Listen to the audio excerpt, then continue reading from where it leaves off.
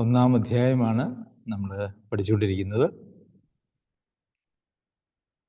അതിൻ്റെ 7 മുതൽ 8 മുതലുള്ള വാക്യങ്ങൾ നമുക്ക് ഇന്ന് പഠിക്കാം. നിങ്ങളുടെ വിശ്വാസം സർവ്വലോകത്തിലും പ്രസിദ്ധമായിരിക്കുന്നതിനാൽ ഞാൻ ആദ്യം തന്നെ എൻ്റെ ദൈവത്തിന് യേശുക്രിസ്തു മുഖാന്തരം നിങ്ങൾക്ക് എല്ലാവർക്കും വേണ്ടി സ്തോത്രം ചെയ്യുന്നു. റോമയിലെ സഭയിലെ ദൈവമക്കളുടെ വിശ്വാസത്തെക്കുറിച്ച് പറയുമ്പോൾ അത് സർവ്വലോകത്തിലും പ്രസിദ്ധമായിരിക്കുന്നു എന്നാണ് നമ്മൾ വായിക്കുന്നത്. അപ്പോൾ റോമയിലെ സഭയിലെ വിശ്വാസികളുടെ വിശ്വാസം അല്ലെങ്കിൽ ദൈവമക്കളുടെ വിശ്വാസം സർവ്വലോകത്തിലും പ്രസിദ്ധമായി എന്ന് പറഞ്ഞാൽ എന്താണ് അവിടെ ഉദ്ദേശിക്കുന്നത് എന്നുള്ളത് നമ്മൾ മനസ്സിലാക്കണം. എന്താണ് അവരുടെ വിശ്വാസം സർവ്വലോകത്തിലും പ്രസിദ്ധമായിരിക്കുന്നു എന്ന് പറയുമ്പോൾ അപ്പോസ്തലൻ അവിടെ ഉദ്ദേശിക്കുന്നത്? നമ്മൾ വിശ്വാസികളുടെ വിശ്വാസത്തെക്കുറിച്ചൊക്കെ നമ്മൾ വലിയ വിശ്വാസമാണെന്നൊക്കെ പറയുമ്പം പൊതുവിൽ ദൈവവചനപ്രകാരമുള്ള ഒരു വിശ്വാസത്തെ അല്ല നമ്മൾ കണക്കിടാറുള്ളത് എന്നുള്ളതൊരു യാഥാർത്ഥ്യമാണ്. നമ്മൾ പലപ്പോഴും വിശ്വാസം എന്ന് പറയുമ്പോൾ അത് ഈ ലോകത്തിലുള്ള കാര്യങ്ങളോട് ബന്ധപ്പെടുത്തിയാണ് പൊതുവെ ചിന്തിക്കാറുള്ളത്. എന്നാൽ അവരുടെ വിശ്വാസം സർവ്വലോകത്തിലും പ്രസിദ്ധമായിരിക്കുന്നു എന്ന് പറയുമ്പോൾ യഥാർത്ഥത്തിൽ വിശ്വാസം എന്താണ് എന്നുള്ളതിനെക്കുറിച്ചുള്ള ഒരു ശരിയായ ചിന്ത മാത്രമേ അതിൻ്റെ യഥാർത്ഥ അർത്ഥത്തിലേക്ക് നമ്മളെ നയിക്കുകയുള്ളൂ. വിശ്വാസം എന്താണെന്ന് ചോദിച്ചാൽ എബ്രായർക്ക് എഴുതിയ ലേഖനത്തിൽ നമ്മൾ വായിക്കുന്നത് ആശിക്കുന്നതിൻ്റെ ഉറപ്പും കാണാത്ത കാര്യങ്ങളുടെ നിശ്ചയവും എന്നാണ്.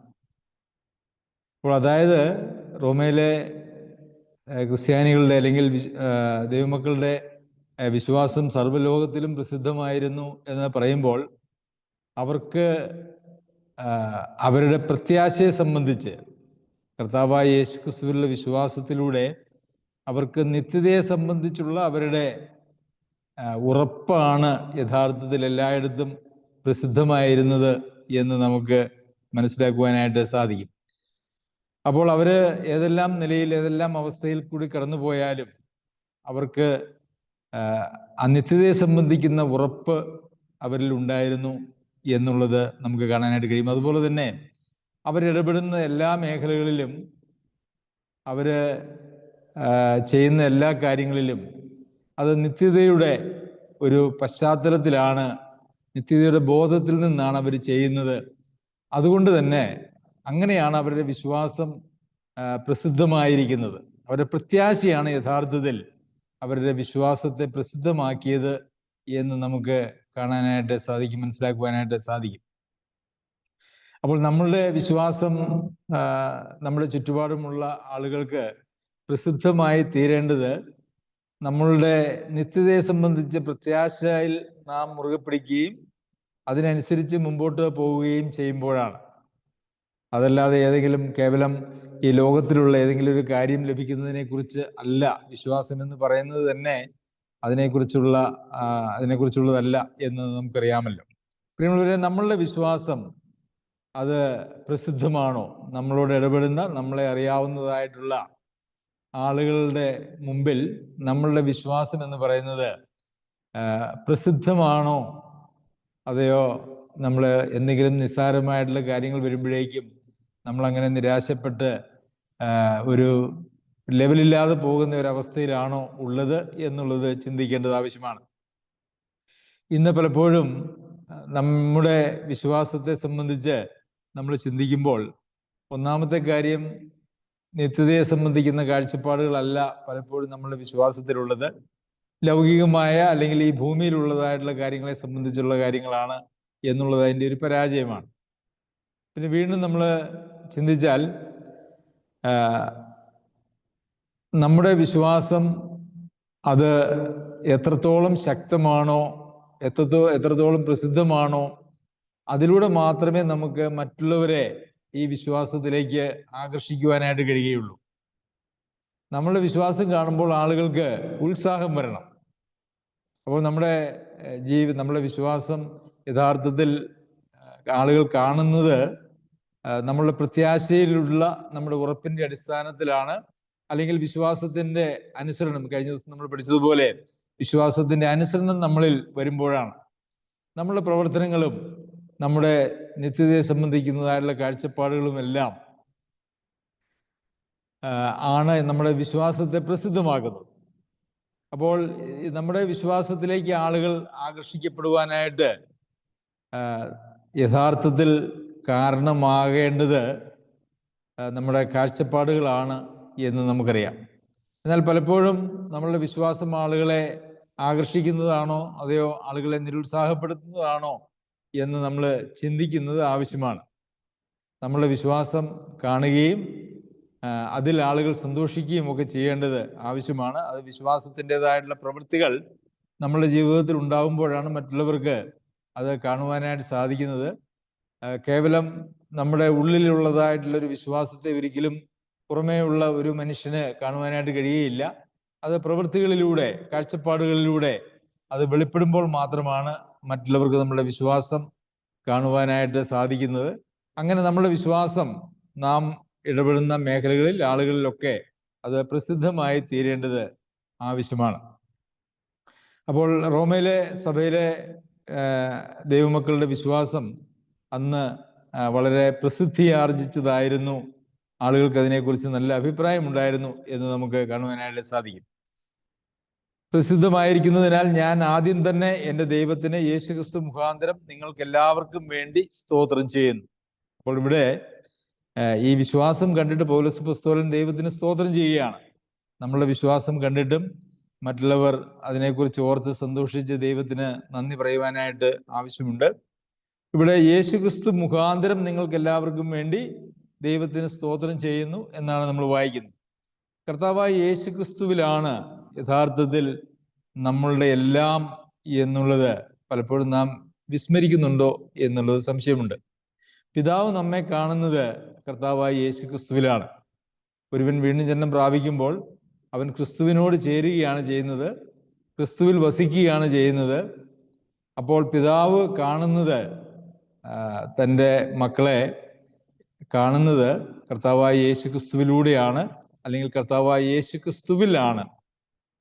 അപ്പോൾ കർത്താവായ യേശുക്രിസ്തുവിൽ അല്ലാതെ നമ്മെ കണ്ടാൽ നമ്മെ സ്വീകരിക്കുവാനായിട്ട് പിതാവിന് ഒരിക്കലും കഴിയുന്നതല്ല.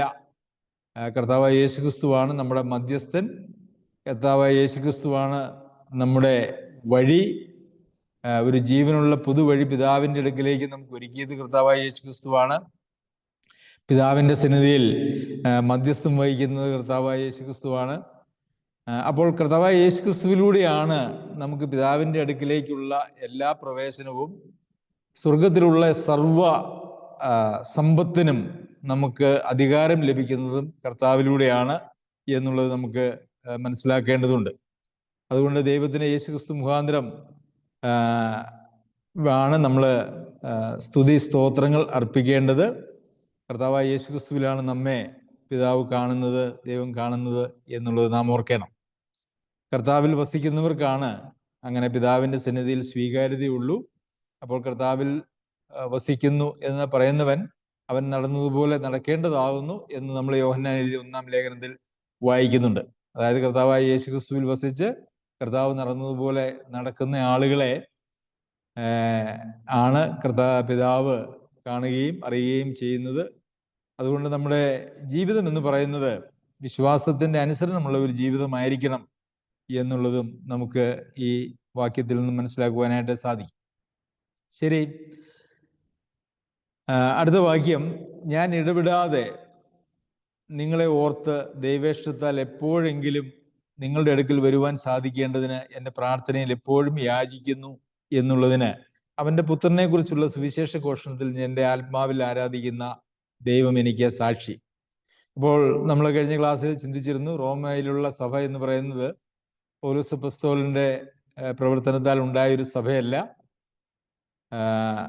എങ്കിലും റോമയിലെ സഭയെക്കുറിച്ച് പൗലോസ് അപ്പോസ്തലൻ ഓർക്കുമ്പോൾ ദൈവത്തിന് സ്തോത്രം ചെയ്യുന്നു എന്ന് മാത്രവുമല്ല, അവരെ കാണാനായിട്ടുള്ള ഒരു ആന്തരികമായിട്ടുള്ള ദാഹം അല്ലെങ്കിൽ ഒരു വാഞ്ച പൗലോസ് അപ്പോസ്തലനിൽ ഉണ്ടായിരുന്നു എന്ന് നമുക്ക് കാണാനായിട്ട് സാധിക്കും. അതിനുവേണ്ടി പൗലോസ് അപ്പോസ്തലൻ പ്രാർത്ഥിക്കുന്നു എന്നുള്ളത് നമുക്ക് കാണാനായിട്ട് കഴിയും. നമ്മളൊക്കെ സാധാരണഗതിയിൽ ആരെങ്കിലുമൊക്കെ കാണണമെന്ന് വിചാരിച്ചാൽ നമ്മളൊരു ടിക്കറ്റ് എടുത്ത് ഒരു ഡേറ്റ് ഒക്കെ തീയതിയൊക്കെ കുറിച്ച് ഒരു ടിക്കറ്റ് എടുത്ത് നമ്മളങ്ങ് പോവുക എന്നുള്ളതാണ് പൊതുവിലുള്ള ഒരു രീതി എന്ന് പറയുന്നത്. എന്നാൽ ഇവിടെ പ്രാർത്ഥനയിൽ യാചിക്കുന്നു. അപ്പോൾ ഇന്നത്തതുപോലെയുള്ള യാത്രാ സൗകര്യങ്ങളൊന്നുമുള്ള കാലഘട്ടമല്ല അത്. ഒരുപക്ഷെ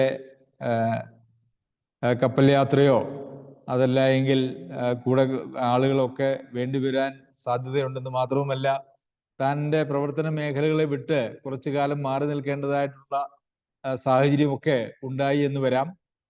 അപ്പോൾ ദൈവത്തോട് പ്രാർത്ഥിക്കുന്നു, റോമയിൽ ഒന്ന് പോയി അവിടുത്തെ ദൈവജനത്തെ ഒന്ന് കാണണം എന്നുള്ളതിന് വേണ്ടിയുള്ള ഒരു തീവ്രമായ ആഗ്രഹം തൻ്റെ പ്രാർത്ഥനയിൽ ഉണ്ട്. എൻ്റെ പ്രാർത്ഥനയിൽ എപ്പോഴും യാചിക്കുന്നു എന്നാണ് നമ്മൾ വായിക്കുന്നത്.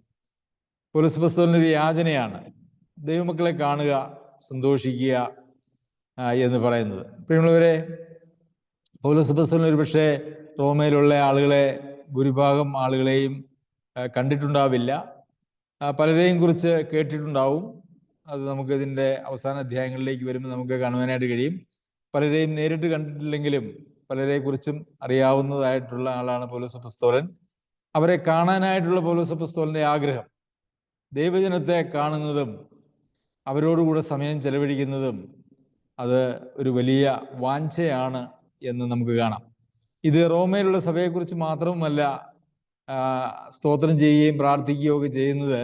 മറ്റേ തെസ്സലോനിക്ക സഭയെക്കുറിച്ചും കൊലോസ്യയിലുള്ള സഭയെക്കുറിച്ചും ഒക്കെ നമ്മൾ വായിക്കുമ്പോൾ പൗലോസ് അപ്പോസ്തലന് അവരോടൊക്കെയുള്ള ഒരു സ്നേഹവും താല്പര്യവും കാണാനുള്ള താല്പര്യവും ഒക്കെ നമുക്ക് കാണുവാനായിട്ട് കഴിയും. ദൈവത്തെ സ്നേഹിക്കുന്നുവെങ്കിൽ ദൈവജനത്തെയും ഒരുപക്ഷെ മുഖപരിചയം ഇല്ലെങ്കിൽ പോലും കാണുവാനും അവരെക്കുറിച്ചുള്ള ആകാംക്ഷയും താല്പര്യവും ഒക്കെ നമുക്ക് പൗലോസ് അപ്പോസ്തലനിൽ കാണാനായിട്ട് കഴിയും. അത് ദൈവസ്നേഹം നമ്മിൽ ഉണ്ട് എന്നുള്ളതിൻ്റെ ഒരു തെളിവാണ്.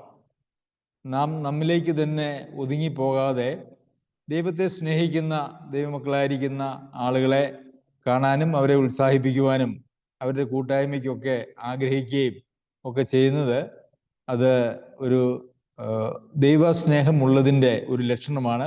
ദൈവത്തിൻ്റെ സ്നേഹം തൻ്റെ ആത്മാവിനാൽ നമ്മുടെ ഹൃദയത്തിൽ പകരപ്പെട്ടിട്ടുണ്ട് എങ്കിൽ ആ ഒരു താല്പര്യം നമ്മളിൽ എപ്പോഴും ഉണ്ടായിരിക്കും എന്നുള്ളതും ഒരു യാഥാർത്ഥ്യമാണ്. അല്ല, നമുക്ക് അങ്ങനെ ആരെക്കുറിച്ചും പ്രത്യേകിച്ച് ഒരു താല്പര്യവുമില്ല, ഞാനും എൻ്റെ കാര്യവും എന്നുള്ള ഒരു ചിന്തയാണ് നമുക്കുള്ളത് എങ്കിൽ ഒരു പക്ഷേ നമ്മളുടെ ജീവിതത്തെ ഒന്ന് പരിശോധിക്കേണ്ടത് ആവശ്യമാണ്. നാം രക്ഷിക്കപ്പെട്ടിട്ടുണ്ടോ എന്നുള്ളത് തന്നെ ഒരു ചോദ്യമാണ്. അല്ല, നാം അങ്ങനെ രക്ഷിക്കപ്പെട്ടു, വിശ്വാസത്തിലേക്ക് വന്നുവെങ്കിൽ ആ വിശ്വാസത്തിൽ തന്നെ നാം നിലനിൽക്കുന്നുണ്ടോ എന്നുള്ളതും നമ്മൾ പരിശോധിക്കേണ്ടത് ആവശ്യമാണ്. പൗലോസ് അപ്പോസ്തലനിൽ ആ ഒരു താല്പര്യം നമുക്ക് കാണുവാനായിട്ട് സാധിക്കും. അപ്പോൾ ഇവിടെ ദൈവത്തെ സാക്ഷി ആക്കി പറയുകയാണ്. അതായത് വ്യാജമല്ല പറയുന്നത്. നമ്മളൊക്കെ പലപ്പോഴും കാണാനായിട്ട്, ആളുകളെയൊക്കെ കാണാനായിട്ട് അല്ലെങ്കിൽ ഫോണൊക്കെ വിളിച്ച് കഴിയുമ്പം നമ്മളൊരു താല്പര്യമൊക്കെ പറയും. പക്ഷെ പലപ്പോഴും അതൊരു ഭംഗിവാക്കായിട്ട് മാത്രമാണ് ഇരിക്കുന്നത്.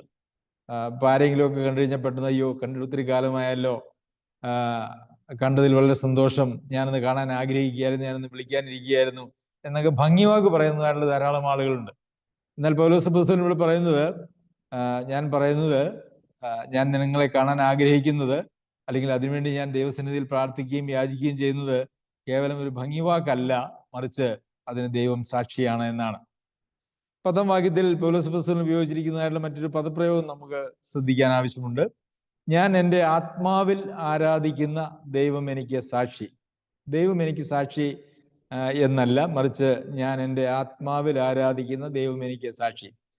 അപ്പോൾ ഈ ആത്മാവിൽ ആരാധിക്കുക എന്ന് പറയുന്നത് എന്താണ് എന്നുള്ളത് വളരെ നമ്മൾ തെറ്റിദ്ധരിക്കപ്പെട്ടതായിട്ടുള്ള ഒരു വേദഭാഗമാണ് എന്ന് നമുക്കറിയാമല്ലോ.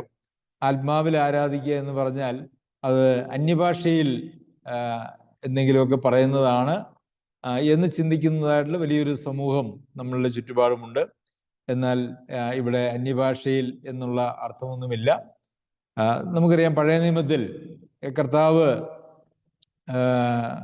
യോഹന്നാൻ എഴുതിയ സുവിശേഷത്തില് നമ്മൾ വായിക്കുന്നുണ്ട്. സത്യത്തിലും ഈ മലയിലോ ആ മലയിലോ ആരാധന എന്നുള്ള ചോദ്യത്തിന് സത്യത്തിലും ആത്മാവിലും ആരാധിക്കുന്ന സമയം വരുന്നു, ഇപ്പോൾ വന്നുമിരിക്കുന്നു എന്ന് നമ്മൾ കാണുന്നുണ്ട്, വായിക്കുന്നുണ്ട്. അപ്പോൾ ആത്മാവിൽ ആരാധിക്കുക എന്ന് പറയുന്നത്, നമുക്കറിയാം പഴയ നിയമത്തിൽ ആത്മാവിന്റെ അധിവാസം വിശ്വാസികൾ ഉണ്ടായിരുന്നില്ല. പഴയ നിയമത്തിലെ ആരാധന എന്ന് പറയുന്നത് കേവലം ജഡത്തിലുള്ളതായിട്ടുള്ള ഒരു ആരാധനയായിരുന്നു. അവർക്ക് പാട്ടുണ്ടായിരുന്നു. പഴയ നിയമത്തിൽ നമുക്കറിയാമല്ലോ, അവർക്ക് പാട്ടുണ്ടായിരുന്നു എന്ന് മാത്രവുമല്ല, പാട്ടിന് ഒരു ട്രൂപ്പ് തന്നെ അവർക്കുണ്ടായിരുന്നു. വിവിധങ്ങളായിട്ടുള്ള വാദ്യോപകരണങ്ങൾ അതിനകമ്പടിയായിട്ടുണ്ടായിരുന്നു. അതൊക്കെ നമുക്ക് അറിയാവുന്നതായിട്ടുള്ളൊരു കാര്യമാണ്.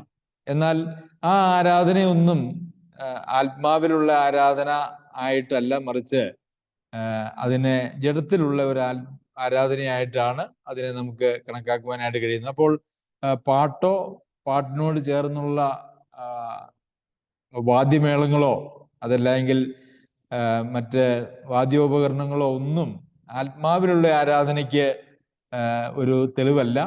അവിടെ ഡാൻസ് ഉണ്ടായിരുന്നു. ഡാൻസ് ഒരു ആത്മാവിലുള്ള ഒരു ആരാധനയ്ക്ക് തെളിവല്ല. അപ്പോൾ ആത്മാവിലുള്ള ആരാധന എന്ന് പറയുന്നാൽ യഥാർത്ഥത്തിൽ ദൈവം വീണ്ടും ജന്മം പ്രാപിച്ചു കഴിയുമ്പോൾ ഓരോരുത്തരിലേക്കും ദൈവം തന്റെ ആത്മാവിനെ പകരുകയാണ്. ആത്മാവ് എല്ലാവരിലും വസിക്കുകയാണ് ചെയ്യുന്നത്. അങ്ങനെ ആ ആത്മാവിന്റെ നിയന്ത്രണത്തിലാണ് ഒരു ദൈവ പൈതൽ പിന്നെ ആജീവനാന്തം ജീവിക്കുവാനായിട്ട് ഉദ്ദേശിച്ചിരിക്കുന്നത്. അപ്പോൾ ആത്മാവിന്റെ നിയന്ത്രണത്തിൽ ജീവിക്കുകയും അങ്ങനെയുള്ള ജീവിതത്തിൽ അവർ ചെയ്യുന്നതായിട്ടുള്ള ദൈവനാമ മഹത്വത്തിന് വേണ്ടി അല്ലാതെ നമുക്ക് ഒന്നും ചെയ്യുവാനായിട്ടുള്ള അവകാശമില്ല.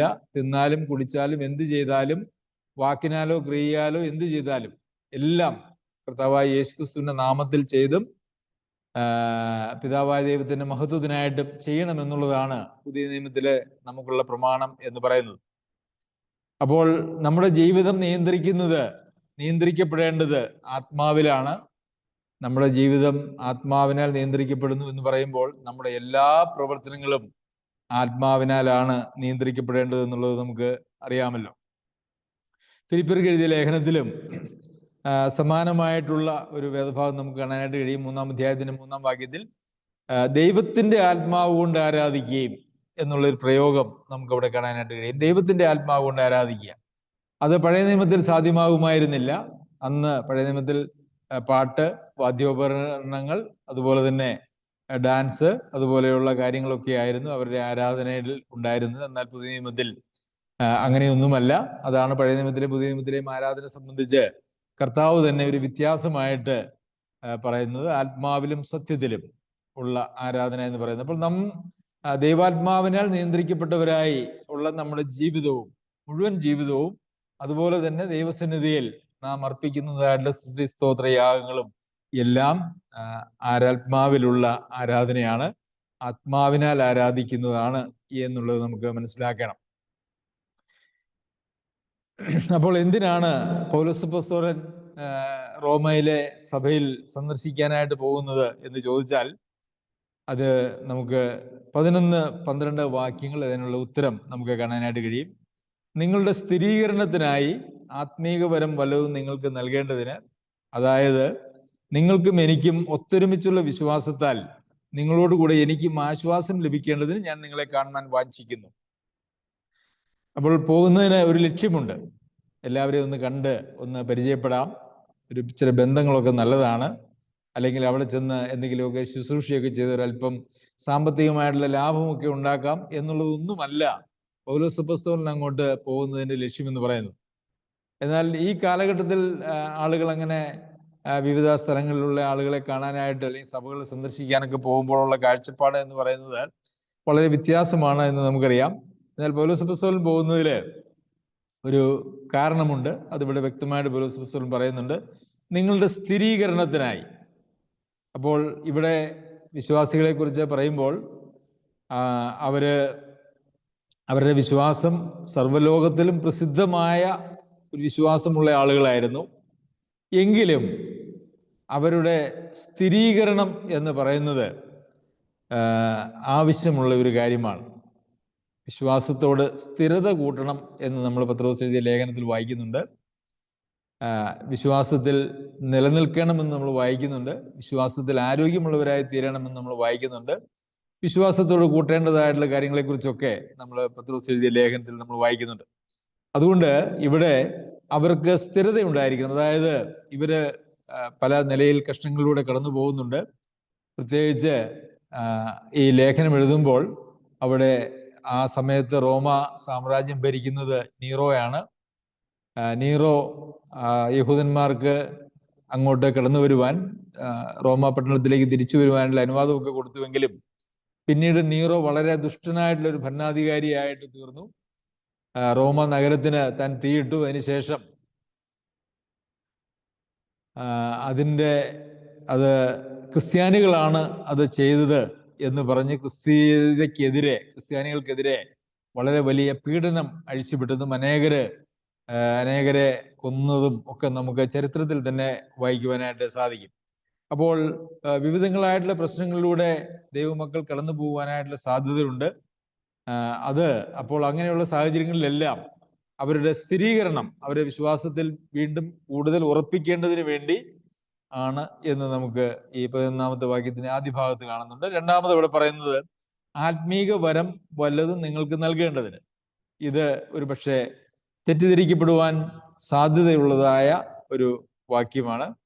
അപ്പോൾ ആത്മീക വരം കൊടുക്കുന്നത് ആരാണ് എന്ന് നമ്മൾ ചിന്തിച്ചാൽ അത് അപ്പസ്തോലന്മാരാണോ അല്ലെങ്കിൽ ആത്മീക ശുശ്രൂഷ ചെയ്യുന്ന ആളുകളാണോ ആത്മീക വരം കൊടുക്കുന്നതെന്ന് ചോദിച്ചാൽ അല്ല എന്ന് നമുക്കറിയാം.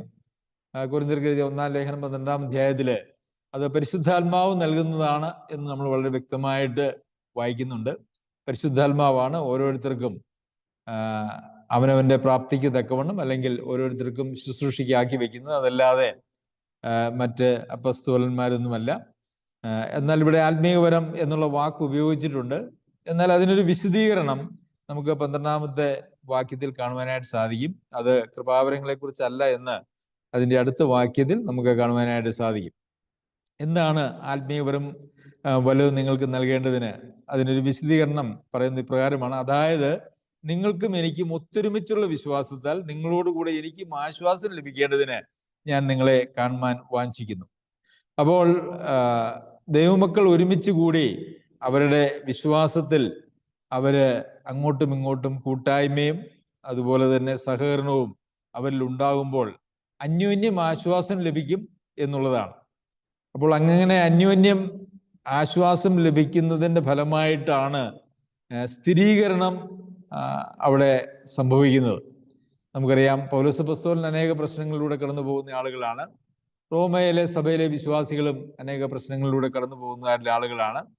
അപ്പോൾ അവർ പരസ്പരം ഒരേപോലെ പ്രയാസത്തിലൂടെ കടന്നു പോകുന്നതായിട്ടുള്ള ആളുകൾ തമ്മിൽ കണ്ടുമുട്ടി അന്യോന്യം അവരെ ആശ്വസിപ്പിക്കുകയും ബലപ്പെടുത്തുകയും ചെയ്യുക എന്നുള്ള നിലയിലാണ് ഇവിടെ ഈ ആത്മീയപരം വല്ലതും നിങ്ങൾക്ക് നൽകേണ്ടതിന് അവരെ വിശ്വാസത്തിൽ ഉറപ്പിക്കുക, അവരെ ആശ്വസിപ്പിക്കുക എന്നുള്ളതായിട്ടുള്ള കാര്യമാണ് ഇവിടെ ഉദ്ദേശിച്ചിരിക്കുന്നത് എന്ന് നമുക്ക് കാണുവാനായിട്ട് സാധിക്കും. എന്നാൽ സഹോദരന്മാരെ, എനിക്ക് ശേഷം ജാതികളിൽ എന്ന പോലെ നിങ്ങളിലും വല്ല ഫലവും ഉണ്ടാകേണ്ടതിന് നിങ്ങളുടെ അടുക്കൽ വരുവാൻ പലപ്പോഴും ഭാവിച്ചുവെങ്കിലും ഇതുവരെ മുടക്കം വന്നു എന്ന് നിങ്ങൾ അറിയാതിരിക്കരുത് എന്ന് ഞാൻ ആഗ്രഹിക്കുന്നു.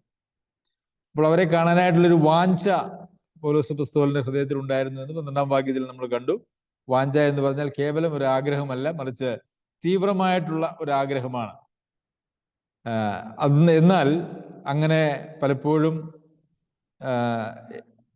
അങ്ങനെ ആഗ്രഹിച്ചുവെങ്കിൽ പോലും അതിന് ഇതുവരെ മുടക്കം വന്നു എന്ന് നിങ്ങൾ അറിയണം.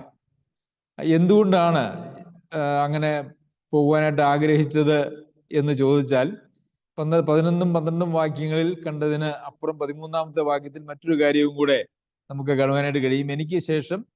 എനിക്ക് ശേഷം ജാതികളിൽ എന്ന പോലെ നിങ്ങളിലും വല്ല ഫലവും ഉണ്ടാകേണ്ടതിന് നിങ്ങളുടെ അടുക്കൽ വരുവാൻ പലപ്പോഴും ഭാവിച്ചു. അപ്പോൾ പൗലോസ് അപ്പോസ്തലന്റെ ശുശ്രൂഷയാൽ ഒരു ഫലം അല്ല എങ്കിൽ ദൈവമക്കളുടെ ജീവിതത്തിൽ ഉണ്ടാകുന്നതായിട്ടുള്ള ഫലം എന്ന് പറയുന്നത് അവരുടെ ആത്മീയമായിട്ടുള്ള വളർച്ചയും അവരുടെ സ്ഥിരതയും ഒക്കെയാണ് എന്ന് നമുക്കറിയാമല്ലോ. അപ്പോൾ അങ്ങനെ അവരെ വിശ്വാസത്തിൽ ഉറപ്പിച്ച് കൂടുതൽ ദൈവത്തിന് പ്രയോജനമുള്ളവരായി അവർ തീരണം. അവരിൽ ആത്മഫലം നിറഞ്ഞു വരണം. അവരുടെ ജീവിതം കൂടുതൽ പ്രയോജനകരമായി തീരണം, ദൈവരാജ്യത്തിന് പ്രയോജനകരമായി തീരണം. അതുകൊണ്ട് കൂടിയാണ് അത് ജാതികളിൽ സംഭവിക്കുന്നുണ്ട്, അത് നിങ്ങളിലും അങ്ങനെ സംഭവിക്കണം. നമുക്കറിയാമല്ലോ, നമ്മൾ ആദ്യമേ ചിന്തിച്ചതാണ്, റോമായിലുള്ള സഭയിൽ ഭൂരിപക്ഷം ആളുകളും യഹൂദ പശ്ചാത്തലത്തിൽ നിന്നുള്ള ആളുകളായിരുന്നു. എന്നാൽ ജാതികളായിട്ടുള്ള ആളുകളിൽ നിന്നുമുള്ള വിശ്വാസികൾ അവിടെ ഉണ്ടായിരുന്നു എന്നുള്ളത് ഒരു യാഥാർത്ഥ്യമാണ്. അപ്പോൾ പൗലോസ് അപ്പോസ്തലൻ ശുശ്രൂഷ ചെയ്തുകൊണ്ടിരുന്നത് പ്രധാനമായിട്ടും ജാതികളുടെ മേഖലകളിലായിരുന്നു. ജാതികളുടെ അപ്പോസ്തലൻ എന്നുള്ളതായിട്ടുള്ളൊരു പേരാണ് പൗലോസ് അപ്പോസ്തലന് ഉള്ളത് എന്നുള്ളത് നമുക്കറിയാമല്ലോ. പത്രോസും മറ്റ് അപ്പോസ്തലന്മാരും ജാതികളുടെ ശുശ്രൂഷയ്ക്കായിട്ട് പൗലോസ് അപ്പോസ്തലനെ വേർതിരിച്ചയക്കുന്നതും നമ്മൾ വായിക്കുന്നുണ്ട്, നമ്മളത് മനസ്സിലാക്കുന്നുണ്ട്. അപ്പോൾ അങ്ങനെ ജാതികളുടെ അടുക്കൽ പോയി ശുശ്രൂഷ ചെയ്യുന്നത് പോലെ തന്നെ, അവരിൽ ഫലം ഉണ്ടാകുന്നത് പോലെ തന്നെ നിങ്ങളുടെ അടുക്കലും അങ്ങനെ ഒരു ഫലം ഉണ്ടാകണം എന്നുള്ളത് പൗലോസ് അപ്പോസ്തലന്റെ ആഗ്രഹമാണ്. അതുകൊണ്ടാണ് പൗലോസ് അപ്പോസ്തലൻ അവരെ കാണുവാനായിട്ട് ആഗ്രഹിക്കുന്നതിന്റെ മറ്റൊരു കാരണം എന്ന് പറയുന്നത്. അതിനുശേഷം പറയുകയാണ്, യവനന്മാർക്കും ബെർബരന്മാർക്കും ജ്ഞാനികൾക്കും ബുദ്ധിഹീനർക്കും ഞാൻ കടക്കാരനാവുന്നു. അപ്പോൾ ജാതികളുടെ അപ്പോസ്തലൻ ആണ് എന്ന നിലയിലാണ് തൻ്റെ പ്രാഥമികമായിട്ടുള്ള പ്രവർത്തനമെങ്കിലും എല്ലാവരോടും ഉള്ള ഒരു കടം ഉണ്ട് എന്നുള്ളത് നമുക്ക് കാണുവാനായിട്ട് സാധിക്കും. അത് പൗലോസ് അപ്പോസ്തലൻ അത് മനസ്സിലാക്കുന്നുണ്ട്. അതാണ് ഇവിടെ താൻ പറയുന്നത്. എല്ലാവരോടും കടക്കാരനാണ്. യഥാർത്ഥത്തിൽ നമുക്കും പ്രിയമുള്ളവരെ ഒരു കടമുണ്ട്. എല്ലാവരോടും ഒരു കടക്കാരനാണ് സഭയായിട്ടും അതുപോലെ തന്നെ ഓരോരുത്തരും വ്യക്തികളായിട്ടും നമുക്ക് ഒരു ഉത്തരവാദിത്വമുണ്ട്, ഒരു കടമുണ്ട് എന്നുള്ളത് നാം മനസ്സിലാക്കണം. കർത്താവിന്റെ സ്നേഹത്തെ അറിഞ്ഞ, വീണ്ടും ജനനം പ്രാപിച്ച, നിത്യജീവന് അവകാശികളായി തീർന്ന് നമുക്ക് നമ്മളോട് കൂടെയുള്ളതും അല്ല എങ്കിൽ ഈ ദേശത്തുള്ളതുമായിട്ടുള്ള ആളുകളോട് നമുക്കൊരു കടമുണ്ട് എന്നുള്ളത് നമുക്ക് കാണാനായിട്ട് സാധിക്കും. അത് ഇവിടെ റോമയിലെ സഭയിലെ വിശ്വാസികളോട് കടമുണ്ട് എന്നാണ് പറയുന്നത്. ശരിക്കും സുവിശേഷം എന്ന് പറയുന്നത് നമ്മൾ സാധാരണഗതിയിൽ മനസ്സിലാക്കുന്നത് ഒരു മനുഷ്യനെ അവൻ്റെ രക്ഷിക്കപ്പെടുക, സ്നാനപ്പെടുന്നത് വരെയുള്ള കാര്യങ്ങളിലാണ് പ്രധാനമായും സുവിശേഷം എന്നുള്ളത് കൊണ്ട് പൊതുവെ അർത്ഥമാക്കാറുള്ളത്. എന്നാൽ സുവിശേഷം എന്ന് പറയുന്നത് ഒരു മനുഷ്യന്റെ മാനസാന്തരം മുതൽ അവൻ്റെ ശരീരത്തിന്റെ വീണ്ടെടുപ്പ് വരെയുള്ള എല്ലാ ആ കാലഘട്ടത്തിലുള്ള മുഴുവൻ പ്രവർത്തനങ്ങളും സുവിശേഷത്തിന്റെ പരിധിയിൽ വരുന്നതാണ്. ഇവിടെ കടക്കാരനാവുന്നു എന്ന് പറയുമ്പോൾ റോമയിലെ സഭയിൽ പോയി അവിടെ വിശ്വാസികളെ സുവിശേഷം പറഞ്ഞ് രക്ഷയിലേക്ക് നടത്തുക എന്നുള്ളതല്ല, മറിച്ച് അങ്ങനെ രക്ഷിക്കപ്പെട്ടതായിട്ടുള്ള വിശ്വാസികളെ വിശ്വാസത്തിൽ ഉറപ്പിക്കുകയും അവരെ മുമ്പോട്ട് നയിക്കുകയും ചെയ്യുക എന്നുള്ളതാണ്. ഇവിടെ 15-ാമത്തെ വാക്യത്തിൽ നാം കാണുന്നത്, അങ്ങനെ റോമായിലുള്ള നിങ്ങളോടും സുവിശേഷം അറിയിപ്പാൻ എന്നാൽ ആവോളം ഞാൻ ഒരുങ്ങിയിരിക്കുന്നു. ആ വാക്യത്തിൽ നിന്ന് തന്നെ നമുക്ക് മനസ്സിലാക്കുവാനായിട്ട് സാധിക്കും. സുവിശേഷം എന്ന് പറയുന്നത് വീണ്ടും ജനനത്തിന് ആവശ്യമായിട്ട് സന്ദേശം നൽകുന്നത് മാത്രവുമല്ല, മറിച്ച് അവന്റെ ജീവിതത്തിന്റെ വിശദീകരണം, അവന്റെ ഒരുവന്റെ ശരീരത്തിന്റെ വീണ്ടെടുപ്പ് വരെയുള്ളതായ എല്ലാ കാര്യങ്ങളും ഈ സുവിശേഷത്തിൽ ഉൾപ്പെട്ടിട്ടുണ്ട് എന്നുള്ളത് നമുക്കറിയാമല്ലോ. വിശ്വാസം എന്ന് പറയുന്നത് ആശിക്കുന്നതിന്റെ ഉറപ്പും കാണാത്ത കാര്യങ്ങളുടെ നിശ്ചയവും. അപ്പോൾ വിശ്വാസത്താലാണ് നാം വീണ്ടും ജനനം പ്രാപിക്കുന്നത്. സുവിശേഷം വിശ്വാസ സംബന്ധമായിട്ടുള്ള കാര്യമാണ്. അപ്പോൾ ഈ സുവിശേഷം എന്ന് പറയുന്നത് അത് നമ്മളുടെ ജീവിതത്തെ മുഴുവൻ ബാധിക്കുന്നതായിട്ട്, നമ്മുടെ മരണം വരെ അല്ലെങ്കിൽ കർത്താവിന്റെ വരവ് വരെ നമ്മെ സ്വാധീനിക്കുന്നതായിട്ടുള്ള വിഷയമാണ് സുവിശേഷം എന്ന് പറയുന്നത്. അതുകൊണ്ടാണ് റോമായിലുള്ള നിങ്ങളോടും സുവിശേഷം അറിയിക്കുവാൻ, റോമാ സഭയിലുള്ള ആളുകളോടും സുവിശേഷം അറിയിക്കുവാൻ ഞാൻ ആവോളം ഒരുങ്ങിയിരിക്കുന്നു എന്ന് പറയുന്നത്. അതുകൊണ്ട് തന്നെയാണ് യവനന്മാർക്കും ബെർബരന്മാർക്കും ജ്ഞാനികൾക്കും ബുദ്ധിഹീനർക്കും ഞാൻ കടക്കാരനാകുന്നു എന്ന് പറയുന്നത്. അതുകൊണ്ട് തന്നെയാണ് പൗലോസ് അപ്പോസ്തലൻ റോമയിലെ സഭയിലെ വിശ്വാസികളെ കണ്ട് അവരെ സ്ഥിരപ്പെടുത്തുവാനും ഒക്കെ താൻ ഉത്സാഹിപ്പിക്കുന്നത്. അവരിൽ വല്ല ഫലവും ഉണ്ടാകേണ്ടതിന്, അവരെ ഉത്സാഹിപ്പിക്കേണ്ടതിന്, ആശ്വസിപ്പിക്കേണ്ടതിന്, അവരെ സ്ഥിരപ്പെടുത്തേണ്ടതിന് പൗലോസ് അപ്പോസ്തലൻ ആഗ്രഹിക്കുന്നത് ആ സുവിശേഷ പ്രവർത്തനത്തിന്റെ ഭാഗം തന്നെയാണ്. അപ്പോൾ നമ്മുടെ ആത്മീക ജീവിതത്തിലെ നമ്മുടെ എല്ലാ പ്രവർത്തനങ്ങളും യഥാർത്ഥത്തിൽ സുവിശേഷ പ്രവർത്തനത്തിന്റെ ഭാഗം തന്നെയാണ് എന്നുള്ളതും നമുക്ക് മറക്കുവാനായിട്ട് പാടില്ല. സുവിശേഷ പ്രവർത്തനം കേവലം ഒരാളുടെ രക്ഷയോടുകൂടി അവസാനിക്കുന്നതായിട്ടുള്ള കാര്യമല്ല, അതൊരു മനുഷ്യന്റെ ശരീരത്തിന്റെ വീണ്ടെടുപ്പ് വരെ ഉൾപ്പെടുന്നതായിട്ടുള്ള കാര്യമാണ്. പ്രിയമുള്ള ദൈവം നമ്മെ സഹായിക്കട്ടെ. നാം കടക്കാരാണ് എന്നുള്ളത് നമ്മുടെ ഹൃദയത്തിൽ ഉണ്ടായിരിക്കേണ്ടതായിട്ടൊരു ചിന്തയാണ്.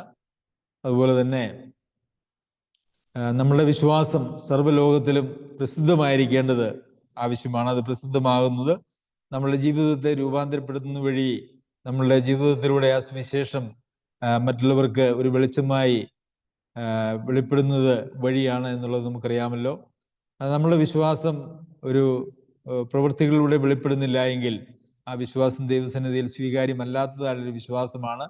സുവിശേഷം നമ്മളിൽ ഒന്നും ചെയ്തിട്ടില്ല എന്നുള്ളതിൻ്റെ ഒരു തെളിവുമാണ് എന്നുള്ളത് നമുക്ക് അറിയാമല്ലോ. നമ്മൾ വസിക്കുന്ന ആത്മാവിനെ അനുസരിച്ച് നടന്നുകൊണ്ടും ആ ആത്മാവിൻ്റെ സഹായത്താൽ ആത്മാവിൻ്റെ നിയന്ത്രണത്തിൽ ജീവിച്ചുകൊണ്ടും ദൈവത്തെ നമ്മുടെ ജീവിതത്തിലൂടെ ആരാധിക്കുന്നതായ ഒരു ജീവിതം നമുക്കുണ്ടാകട്ടെ. സർവശക്തനായ ദൈവം നമ്മെ എല്ലാവരെയും അതിനായി സഹായിക്കട്ടെ. അവൻ്റെ അതിപരിശുദ്ധ നാമം വാഴ്ത്തപ്പെടുമാറാകട്ടെ.